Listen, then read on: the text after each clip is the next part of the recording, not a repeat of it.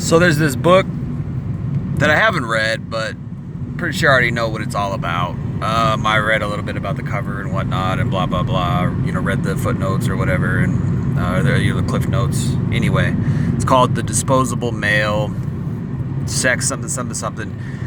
I don't know where I got that term, but I was already thinking of that term in my mind before I ever even saw that book, and I just Googled it today, and I thought, I'll bet that book exists, and it does. It's written in 2006. Anyway, and it's you can go on Amazon and read the synopsis of it, the description of it, and it is what it says. It says what you think it would be. It is what you think it would be. It would be about evolution, sex, etc.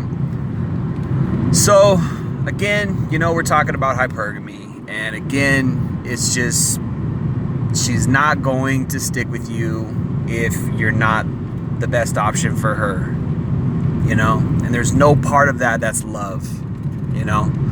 A woman will say things like, I love him, blah blah blah, but there's probably 30%, 40%, sometimes 70, 80% of her nature that really is only with him because he can provide for her.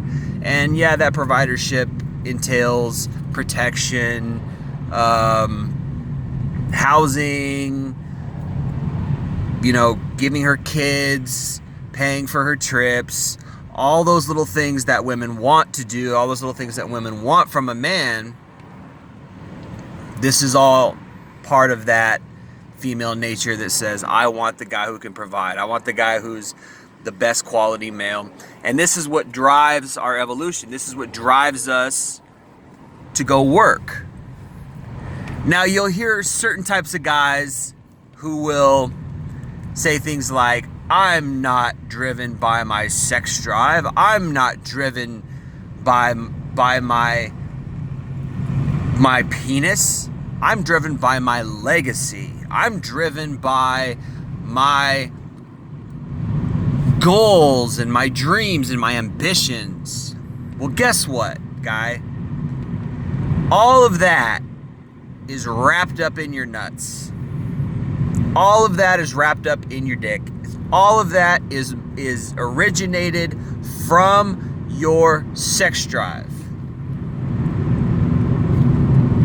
You want to be a rock star. Why? Because you want the fame, and you want the adoration, and you want the money, and you want the lifestyle. Why do you want those things? You want those things so you can attract a woman. This is basic Freud, but it's true.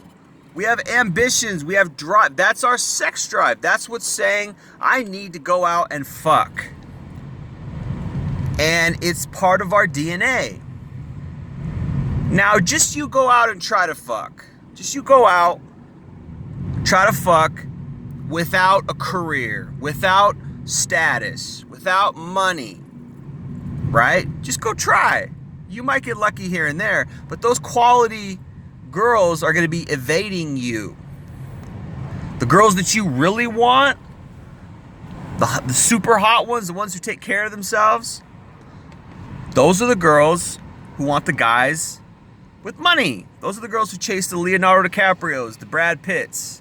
Brad Pitt would be attractive to a woman. A woman would want Brad Pitt if he worked as a sewer guy, if he worked as a town clerk, if he worked as a post office guy, right? Mailman, whatever, right? They'd still want him because he's hot, looks, money, status. That applies. But he's not going to be beating them off with a stick. Dave Chappelle had some hilarious stand-up. And he was talking about the guy who, that famous guy who killed himself. And he was talking about how, he had a friend who had no job and he still didn't want to kill himself, right? I think his point there was that money doesn't bring happiness. and success doesn't bring contentment. And that's the point, is that what people don't understand is that you know, this lie that we're sold by television and by these famous people and these, you know, the lifestyles of the rich and famous and woo woo woo, all these people get followed around by TMZ and they, oh, you know, look at their mansions and look at, right? We think that these people are happy, and part of us thinks, oh, well, this is why I want to be rich, so I can be happy. But that guy, his name is Anthony Bourdain. He had everything. He was happy as shit. He was rich, or he should have been happy as shit, right? He was rich. He flew around the world, ate great food from around the world, cuisine from all the great places in the world, and he still wasn't content. He still wasn't happy, and he killed himself. What's that tell you? Money doesn't bring happiness. So why do people seek money? Why do people... If you're seeking money, fame, riches, so you can be happy, that's wrong. You're seeking it for the wrong reasons. The real reason why you want money, fame, and riches is because you want to get laid. That's the real reason. That's the real that's the positive reason, you know, in a sense, that people become famous. These guys, they seek fame, etc., so they can get laid. That's what you're supposed to seek it for. Now, yes, you can take that money and you can live comfortably. You can get a mansion, etc., right? And if that's your goal, if you're smart and you're like, oh shit, okay, now I got this money, I'm gonna get a mansion, I'm gonna chill. I don't have to be stressed out about working, you know, for the rest of my life. I can live a good life. If you do that, you're smart because you've used it correctly. But the incorrect way is if you say, oh, now that I'm famous and rich, I'm going to be happy because of that. Now I'm wanted. Now I'm a celebrity. I'm adored, and that's going to make me content and happy. That's incorrect. It's not. It's not going to. It's not, because that's fleeting. It's nice in a way, but it's fleeting. Well, how do you know? Okay, well, I've been popular.